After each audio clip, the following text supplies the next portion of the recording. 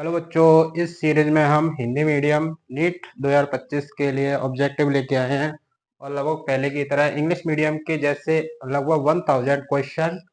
और सबसे पहले क्लास 11th के जो हैं वो करेंगे।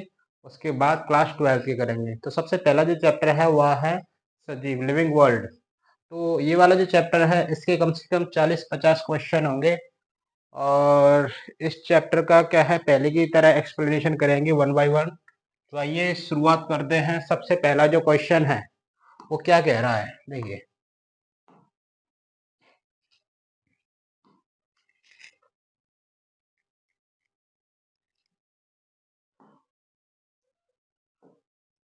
देखिए क्वेश्चन कह रहा है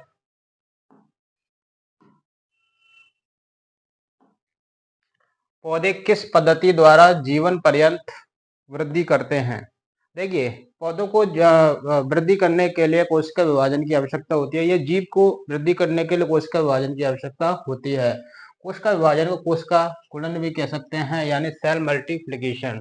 तो आंसर क्या हो जाएगा, कोशिका गुणन। ओके।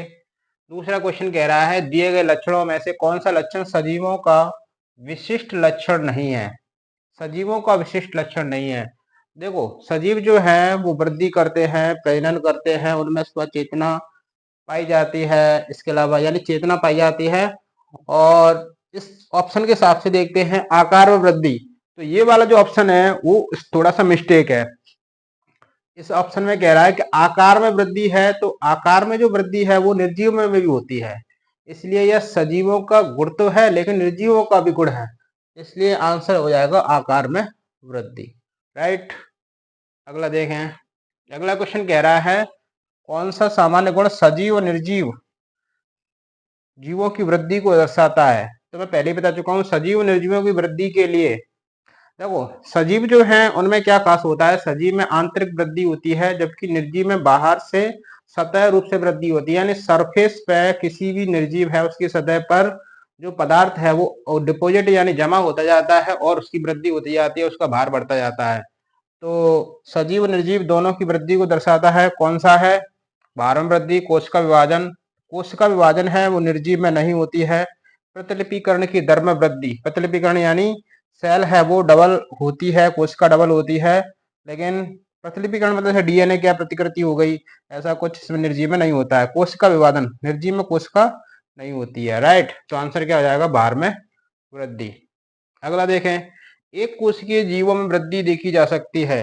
तो एक कोश की जो जीव है उसमें वृद्धि कैसे करते हैं। देखो, एक कोश की जो जीव है उनमें एक कोशिका होती है, तो वह या तो अपनी जो कोशिका है उसके दोगुना क्या कर दे, यानी कोशिका की संख्या को क्या बढ़ा दे। राइट। अगर उसमें वृद्धि होगी तो कोशिका की संख्या को गिनकर होगी। तो पहला है संवर्धित कोशिकाओं का भार ज्ञात करके।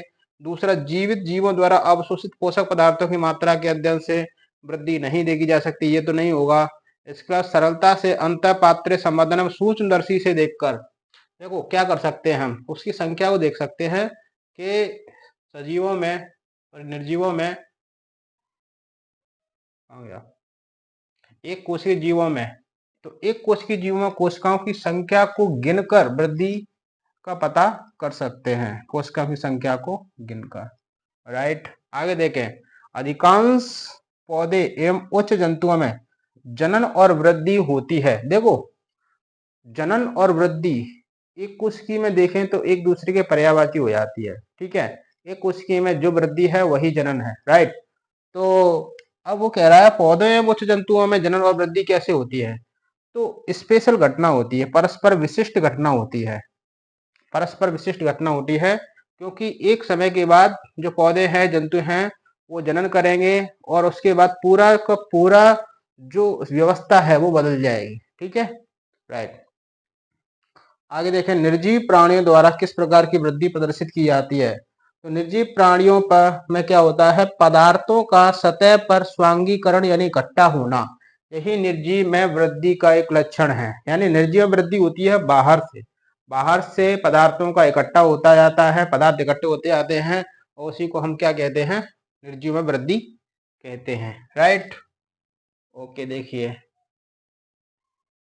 अगला क्वेश्चन है। अगला क्वेश्चन कह रहा है, सातवां क्वेश्चन, एक वास्तविक पुनरुद्भवन पाया जाता है। पुनरुद्भवन क्या होता है? पुनरुद्भवन में क्या होता है, किसी जीव का जैसे कोई अंग है, वो अगर लॉस्ट हो गया है, वो अगर खराब हो गया है या टूट गया है, तो उसके बाद खोए हुए अंगों को पुनः प्राप्त करने की जो क्षमता है उसे कहा जाता है पुनरुद्भवन। और ये कैसे आता है? प्लेनेरिया। प्लेनेरिया में आप जानते हैं, अगर आप सिर को काट दो तो सर द्वारा आ जाएगा, पैर को काट दो पैर द्वारा आ जाएगा।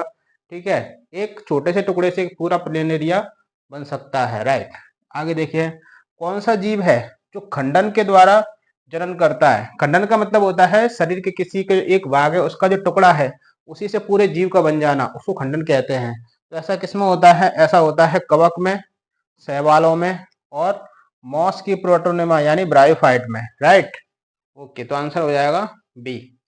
आगे देखें, जनन इनमें से किन प्राणियों में वृद्धि का पर्यायवाची है?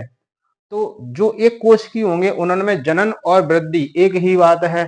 तो एक कोश की देख लेते हैं, एक कोश की कौन कौन सी हैं? इसमें से जीवाणु एक कोश की होता है। राइट, जीवाणु एक कोश की होता है, बिल्कुल सही है। एक कोश की शैवाल, ये भी एक कोश की है। अमीबा भी एक कोश की होता है क्योंकि प्रोटिस्टा में आता है। तो आंसर क्या हो जाएगा? ए। राइट, आगे बढ़ते हैं।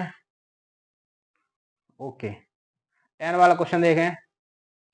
10 क्वेश्चन कह रहा है, जनन सभी जीवों का विस्तृत स्पष्ट लक्षण नहीं है, क्यों? देखो, जनन जो है वो सारे जीवों का स्पष्ट लक्षण नहीं है। क्यों? क्योंकि जनन जो है, कुछ जीव ऐसे होते हैं जो जनन नहीं कर सकते हैं। जैसे क्या है, जैसे जो वर्कर जो बी होती है, मधुमक्खी होती है, श्रमिक मधुमक्खी होती है, इसके अलावा जो खच्चर है वो भी जनन नहीं कर सकता है। और मनुष्य में भी जो बांझ जो दंपत्ति है वो भी ऐसा ही करते हैं। तो अनेक सजीव प्राणी बंद होते हैं, इसलिए जनन को स्पष्ट लक्षण नहीं माना गया है। राइट, ओके, आगे देखें। इनमें से सही विकल्प चुनिए। खच्चर जनन कर सकते हैं? नहीं। दूसरा, श्रमिक मधुमक्खियां जनन करके नई संतति को जन्म दे सकती है? नहीं। खच्चर और श्रमिक मधुमक्खी दोनों बंद होते हैं, ये आंसर राइट हो जाएगा। आगे बढ़ते हैं। कुछ भी हमेशा के लिए जीवित नहीं रहता है और जीवन लगातार चलता रहता है, क्यों? क्योंकि उनमें क्या होता है? जनन होता है। देखो, सभी जानते हैं, सभी जीव हैं वो जन्म लेते हैं, उसके बाद अपनी क्या है, अपने जीवन भर में अपनी जो संतानें छोड़ जाते हैं और वो मर जाते हैं, लेकिन जीवन चलता रहता है। लेकिन कोई भी जो जीव है वो जीवित नहीं रहता है। राइट, आगे बढ़ते हैं। अगला क्वेश्चन कह रहा है कि उपापचय क्या है? तो उपापचय सब जानते हैं, शरीर के अंदर होने वाली सारी जो घटनाएं हैं, सारी जो क्रियाएं हैं, उन सबको मिलाकर उपापचय कहते हैं। शरीर के अंदर की सारी होने वाली जो क्रियाएं हैं, रासायनिक क्रियाओं का योग है, उसको उपापचय कहते हैं। तो शरीर में होने वाले सभी रासायनिक क्रियाओं का योग उसे कहा जाता है उपापचय यानी मेटाबॉलिज्म। आगे बढ़ते हैं, किसमें उपापचय क्रिया संपन्न होती है? तो केवल सजीवों में, तो ये पूरी तरह से सही नहीं है। सजीव और निर्जीव दोनों में, निर्जीवों में नहीं होती है, लेकिन बिना कोशिका वाले तंत्र में होती है। तो ए और सी विकल्प सही हो जाएगा, क्योंकि सभी सजीवों में तो होती है, मतलब केवल लगा है उसमें, इसलिए ए और सी आंसर दोनों हो जाएगा। राइट, आगे देखें। उपापचय क्रिया के कारण होता है, देखो शरीर के अंदर होने वाली जो सारी जो भी क्या क्रिया है, उसके कारण सजीवों में क्या होता है?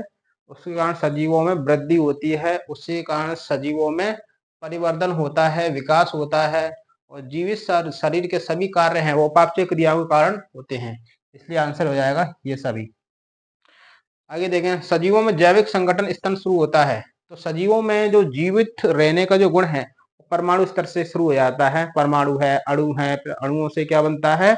एक कोशिका बनती है, कोशिका से ऊतक है, ऊतक से अंग बनते हैं, अंग तंत्र है, अंग तंत्र से शरीर है, व्यष्टि है, इस तरह से। तो परमाणु स्तर से ही शुरू हो जाता है, इसलिए आंसर ये हो जाएगा। आगे देखें, सजीवों के जैविक संगठन के स्तर को निरूपित किया गया है। तो वही है, परमाणु से अणु बनते हैं, अणु से कोशिका, फिर ऊतक, अंग, अंग तंत्र और व्यक्ति बन जाता है। राइट, ओके, आगे बढ़ते हैं। 18 क्वेश्चन क्या कह रहा है? 18 क्वेश्चन कह रहा है सत्य कथन बताना है। देखिए, शरीर का कोशिकीय संगठन निर्जीवों का विशिष्ट लक्षण है? नहीं, निर्जीवों में कोशिका नहीं होती, इसलिए ये गलत है। आगे, चेतना सभी सजीवों द्वारा प्रदर्शित लक्षण है। तो चेतना जो है, सजीवों द्वारा चेतना पाई जाती है। ओके, मृत मस्तिष्क वाले रोगियों स्वचेतना नहीं होती है, ये बिल्कुल सत्य है। और मनुष्य एकमात्र ऐसा प्राणी जो अपने बारे में जानता है, स्वचेतना इसमें होती है, मनुष्य में स्वचेतना पाई जाती है। इसलिए यहाँ पे वो असत्य कह रहा है, ठीक है, सत्य इसमें लिखा है, इसलिए आंसर क्या है, ए हो जाएगा, असत्य कहना चाहिए उसको। ठीक है,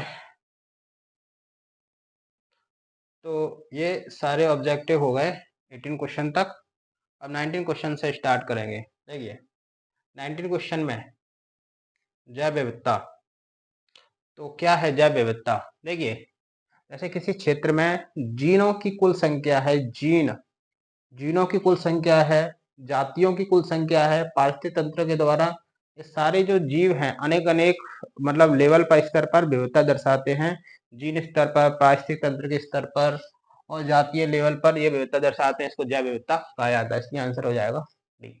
राइट, आगे देखें, ज्ञात जातियों की संख्या है तो 1.7 से 1.8 मिलियन, आंसर हो जाएगा। आगे, सजीवों के नामों का मानकीकरण, सजीव जो हैं उनके नामकरण जो करते हैं यानी नाम देते हैं सजीवों को, तब उनको कहा जाता है नामकरण, नॉमेनक्लेचर। आगे देखें, IUCN का विस्तार क्या है? तो सभी जानते हैं international code of zoological nomenclature, Z है तो जूलॉजिकल नॉमेनक्लेचर इसका विस्तार रूप है। तो इसमें पहला दिया है international code of zoological nomenclature, यही हो जाएगा।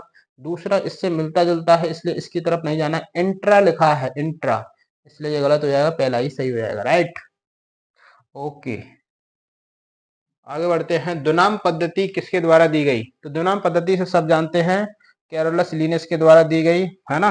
किसी जीव का जो वैज्ञानिक नाम है वो दो नाम के द्वारा दर्शाया जाएगा, एक सबसे पहले वंश का नाम, उसके बाद जाति का नाम, और यह पद्धति किसके द्वारा दी गई? कैरोलस लिनियस के द्वारा। आगे लिखें, द्विनाम पद्धति में लेखक का नाम किसके बाद आता है? तो जाति के बाद आता है, सबको पता है, इसलिए आंसर क्या हो जाएगा? जाति। आगे देखें, वर्गीकरण के सार्वभौमिक नियमों में गलत कथन छाटिए। तो वर्गीकरण का जो नियम है, बहुत सारे क्या जो नियम है उनमें से क्या गलत बताना है। जैविक नाम यानी बायोलॉजिकल नाम का पहला अक्षर वंश के नाम को दर्शाता है, ये सत्य है, गलत बताना है। प्रथम शब्द जो वंश को दर्शाता है, क्या पहला अक्षर बड़ा होता है, ये भी सत्य है। आगे, जैविक नाम के दोनों शब्द जब हाथ से लिखते हैं तो अलग अलग अंडरलाइन होते हैं, बिल्कुल राइट है। तो जैविक नाम सामान्यतः अंग्रेजी में होते हैं, अंग्रेजी में नहीं होते हैं, उनकी जो ओरिजिन है वो लैटिन होती है ना, छपाई उनकी क्या है, इटैलिक्स में होती है। राइट, तो ये गलत हो जाएगा, इसलिए आंसर सही हो जाएगा। आगे देख, कौन सा वैज्ञानिक नाम गलत तरीके से लिखा है? तो गलत तरीके से पहचानने के लिए क्या होना चाहिए? वंश का जो पहला जो अक्षर है वो कैपिटल होना चाहिए, जाति का पहला अक्षर है वो स्मॉल होना चाहिए। तो ये कैपिटल है, ये स्मॉल है, ये सही है, ये कैपिटल, ये स्मॉल, ये सही है, ये कैपिटल है और ये स्मॉल है, ये सही है, ये कैपिटल है, ये गलत तरीके से लिखा गया है। आगे, मैंगीफेरा इंडिका जो कि आम का वैज्ञानिक नाम है, इसमें मैंगीफेरा क्या है? मैंगीफेरा एक वंश है। आगे, आकारिकी लक्षणों के आधार पर वर्गीकरण कहलाता है, इसको कृत्रिम वर्गीकरण कहते हैं। इसका मतलब यह है कि किसी भी जीव जंतु है उसको बाहर से देखकर उसके लक्षणों का पता लगा के और ऐसा इस तरह से वर्गीकरण कर देना, इस तरह कृत्रिम वर्गीकरण कहलाता है। आगे देखें, जाति वृत्तीय तंत्र प्रतिपादित किया गया था। देखो, किसी जीव को जीवों को उनके विकास के आधार पर जो वर्गीकरण होता है उसको जाति वृत्ति वर्गीकरण कहा गया है। इसको दिया था एडोल्फ एंगलर और प्रांटल ने। ठीक है, आंसर हो जाएगा ये। आगे बढ़ते हैं, 35 हो गए, 36 क्वेश्चन।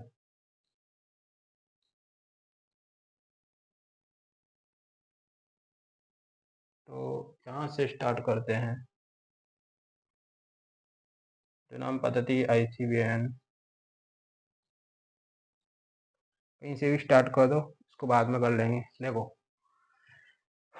आगे कह रहा है, एक जाति जीवों का जो समूह है, जाति जीवों का समूह है जो कि, देखो जाति है वो जीवों का समूह है, बिल्कुल सही है, लेकिन जाति इसको कहते हैं जो क्या कर सकती है, जनन कर सकती है, यानी ये स्वतंत्र रूप से अंतर प्रजनन कर सकते हैं, अंतर प्रजनन नहीं कर सकते हैं, अंतर प्रजनन नहीं कर सकते, ये गलत हो जाएगा। साथ रह सकते हैं ऐसा तो कुछ नहीं है, कभी कभी अंतर प्रजनन कर सकते हैं, नहीं। तो जाति वो है जो स्वतंत्र रूप से अंतर प्रजनन कर सकती है। राइट, आगे, नवीन वर्ग की अध्ययन का आधार क्या है? तो पहले वर्ग की का जो अध्ययन है अध्ययन का आधार था, वही बाहर से जीव की जो संरचना उसको देख कर कैसे किया जाता था, लेकिन अब आंतरिक संरचना, पारिस्थितिक सूचना और कोशिका की संरचना सभी को आधार मानकर वर्गीय अध्ययन किया जाता है। आगे, जीवों की विविधता और उनके उद्विकासीय संबंध का वैज्ञानिक जो अध्ययन है वो किसके अंतर्गत किया जाता है, वर्गीय यानी सिस्टमेटिक के अंतर्गत किया जाता है। राइट, अब इधर से सॉल्व करते हैं। कहाँ से है वर्गीय, देखो अगर कोई वर्गीय यानी टैक्सोनॉमी है तो का प्रथम पद कौन सा है, तो प्रथम पद ये है, जीव को सबसे पहले क्या है, पहचाना जाता है। ठीक है, जीव को सबसे पहले पहचाना जाता है, फिर उसके बाद उसका नामकरण किया जाता है, फिर उसके बाद उसका वर्गीकरण किया जाता है। तो आंसर हो जाएगा जीव को सबसे पहले पहचानना।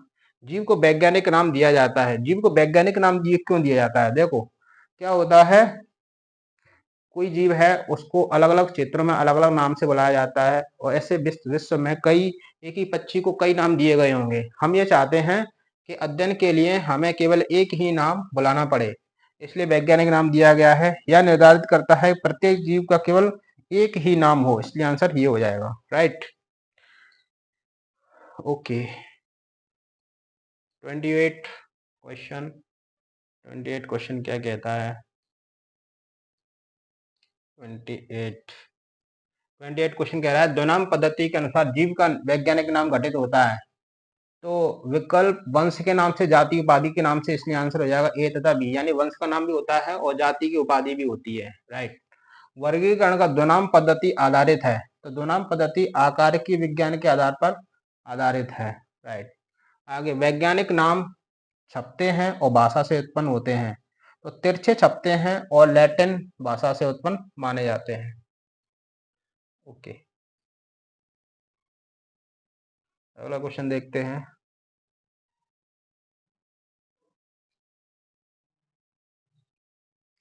ये कहाँ तक हो गए थे, हाँ 38 39। देखिए अगला कह रहा है वानस्पतिक वर्गीकरण विज्ञान संबंधित है। तो वानस्पतिक वर्गीकरण जो विज्ञान संबंधित है, वही पौधों के अंदर का जो विज्ञान है वह जानना है। पौधों का गणितीय अध्ययन, पहचानना, नामकरण और वर्गीकरण सम्मिलित हो, क्योंकि वर्गीकरण में ये सारी चीजें सम्मिलित की जाती हैं। आगे, सिस्टेमा नेचुरी किसकी पुस्तक है, सिस्टेमा नेचुरी कैरोलस लिनियस की पुस्तक है, आप सभी जानते हैं ये। ओके, अगले बढ़ते हैं अगली की तरफ। आगे क्वेश्चन देखो,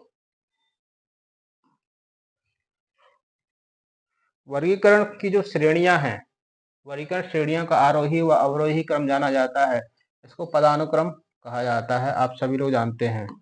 देखो क्या होता है, जैसे वर्गीकरण में देखा जाता है, नीचे से देखा जाता है, जाति है, फिर वंश है, फिर कुल है, फिर उसके बाद में गण है, फिर उसके बाद वर्ग, संघ और जगत। तो इसको अगर बढ़ते या घटते क्रम में रखा जाता है तो इसको पदानुक्रम कहते हैं, यानी इसको हायरार्की कहा जाता है। आगे देखें, वर्गक होता है। वर्गक क्या होता है, तो वर्गक जो है उसको टैक्सोन कहते हैं, है ना। तो वो किसी श्रेणी का एक वर्ग की समूह हो सकता है। राइट, वर्गीकरण की मूलभूत इकाई क्या है, तो वह जाति है। ओके, वर्ग टैक्सा, वर्ग टैक्सोन से भिन्न है, क्योंकि यह वर्गक का बहुवचन है। ठीक है, वो एक वचन और बहुवचन है। किसी पद के जीवों का समूह जिसमें समान लक्षण हो कहलाते हैं। तो कोई पद है, कोई भी पद ले लो, सारे जो जीवों का जो समूह है इसमें समान लक्षण हो, तो समान लक्षण हो उसको क्या कहा जाता है, समान लक्षण वाले को जाति कहा जाता है। जाति को जानने के लिए क्या करते हैं, जो एक जैसे क्या दिखने वाले जो जीव हैं उनके जो समूह है उनको माना जाता है कि ये सब एक ही जाति के होना चाहिए। ठीक है, आगे बढ़ते हैं। 46 क्वेश्चन, 40 क्वेश्चन देखिए, जाति समझी जाती है। तो जाति जो है वर्गीकरण का सबसे छोटा वर्गक है। राइट, इनमें से कौन सी जाति है, देखो कैनिस जो है वंश है, पाइसम वंश है, लियो जो वंश है, क्योंकि पेंत्रा लियो यानी जो तेंदुआ है ना, पेंत्रा लियो, सॉरी तेंदुआ कह रहा हूँ, जो शेर है उसकी जो जाति है वह लियो है। ओके, सोलेनम और पेंत्रा दोनों क्या है, सोलेनम पेंत्रा दोनों वंश हैं, तो वंश हैं और वंश हैं। आगे पेलिस क्या है, पेलिस डोमेस्टिका बिल्ली का नाम है, तो ये बिल्ली से संबंधित है। अकेली जाति वाले वंश को क्या कहते हैं? मोनोटाइप कहा जाता है। आगे सोलेनम ट्यूबरोसम आलू का नाम है। इसमें पहला व दूसरा शब्द क्या है? पहला शब्द है वो वंश है, दूसरा शब्द क्या है? जाति है। तो वंश का नाम और जातीय नाम। ओके, आगे बढ़ते हैं। 52 संबंधित वंशों के समूह कहलाते हैं। वंशों के समूह को कुल कहते हैं। कौन सी श्रेणी नहीं है यानी कैटेगरी नहीं है? तो जाति कैटेगरी है, वर्ग कैटेगरी है, संघ कैटेगरी, एस्ट्रेसी नहीं है, इसलिए आंसर ये हो जाएगा। आगे बढ़ते हैं।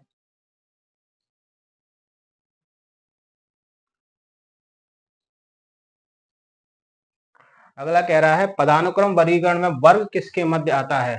तो वर्ग जो है उसको क्लास कहते हैं। तो वर्ग आएगा गण और संघ के बीच में, क्योंकि गण। आइए आगे बढ़ते हैं। पदानुक्रम वर्गीकरण में वर्ग किसके मध्य आता है? तो पदानुक्रम यानी हायरार्की जो है उसमें वर्ग किसके मध्य आता है? देखिए, पहले आता है गण, फिर उसके बाद आता है वर्ग, उसके बाद आता है संघ। तो वर्ग किसके मध्य आता है? संघ और गण के। आंसर हो गया संघ और गण। आगे बढ़ते हैं। प्रत्यय फाइटा, फाइटा निर्देशित करता है। फाइटा पौधों में प्रभाग को दर्शाता है। ठीक है, तो आंसर क्या हो जाएगा? प्रभाग। आगे बढ़ते हैं। कौन सी वर्ग की श्रेणी है पदानुक्रम श्रेणी में सबसे ऊपर आती है? इनमें से सबसे ऊपर कौन आती है? तो आप सब लोग जानते हैं। जैसे नीचे से देखो तो पहले जाति है, जाति है, फिर उसके बाद में वंश है, इसके बाद में कुल है, इसके बाद में गण है, इसके बाद में वर्ग, फिर संघ, उसके बाद जगत। ठीक है, पौधों की बात करेंगे तो संघ के जगह पे क्या आ जाएगा? प्रभाग आ जाएगा। राइट। तो अब इसमें से सबसे ऊपर कौन आ रहा है? तो सबसे ऊपर आ रहा है प्रभाग। ओके, निम्नलिखित को लेनिन पदानुक्रम के अनुसार व्यवस्थित कीजिए। तो व्यवस्थित करने में क्या है? सबसे पहले क्या है? जगत है, फिर संघ है, गण, वंश वगैरह क्या है, ये सब आप देख लीजिए। ठीक है, आगे देखें। समान लक्षण वालों को आरोही क्रम में व्यवस्थित कीजिए। तो इसका आंसर हो जाएगा ए। आगे बढ़ते हैं। 59 वाला क्वेश्चन क्या कह रहा है? इनमें से सबसे कौन सी एक श्रेणी है? तो श्रेणी में वही है जो अभी मैंने लिखी थी। तो उसमें से एक संघ था, एक प्रभाग था, यानी आंसर हो जाएगा ए तथा डी। आगे बढ़ते हैं। किसका वास्तविकता में अस्तित्व है? तो अस्तित्व किसका है? जाति है। बाकी तो क्या है? जातियों को मिलाकर कुल बना देते हैं। कुल को मिलाकर जातियों को मिलाकर वंश मिला देते हैं, वंश को मिलाकर कुल बना देते हैं। उसके बाद इसी तरह से क्या है? गण, वर्ग, संघ और जगत इस तरह से बनता है। और पादपों में कुछ समान लक्षण वाले वर्गों को उच्च श्रेणी में, तो वर्गों को उच्च श्रेणी में, तो वर्गों के समूह को क्या कहते हैं? प्रभाग कहते हैं। इसलिए आंसर क्या हो जाएगा? प्रभाग। आगे देखें। पादप कुल सोलेनेसी किस गण में आता है? तो ये आता है पॉलीमोनियल्स में। राइट। आगे देखें। गेहूं का वैज्ञानिक नाम क्या है? यह है ट्रिटिकम सटाइवम। गेहूं का वैज्ञानिक नाम क्या है? Triticum sativum. ओके। घरेलू मक्खियां वर्गीकरण में किस कुल से संबंधित हैं? तो मक्खियां जो हैं वो कुल पूछ रहा है यानी फैमिली पूछ रहा है। तो इसका क्या हो जाएगा? मस्किडी। और अगर इसका गढ़ पूछता तो डिप्टेरा हो जाता। राइट। लास्ट क्वेश्चन है 65। निम्न आरेख दर्शाता है। तो जगत से लेकर जाति तक यानी पदानुक्रम का आरोही नहीं अवरोही क्रम है। तो वर्गीकरण पदानुक्रम का अवरोही क्रम दर्शाता है। जगत, संघ, वर्ग, गण, कुल, वंश और जाति। ठीक है, तो ये हमारा वीडियो कंप्लीट हुआ और फर्स्ट चैप्टर जिसका नाम था सजीव जगत वो कंप्लीट हो चुका है। इसी तरह के सारे जो चैप्टर है वो हिंदी मीडियम में अभी जो कराऊंगा। इंग्लिश मीडियम की सीरीज भी चल रही है। ठीक है, और ये 11th क्लास का जो है उसका फर्स्ट चैप्टर कंप्लीट हो चुका है। धन्यवाद।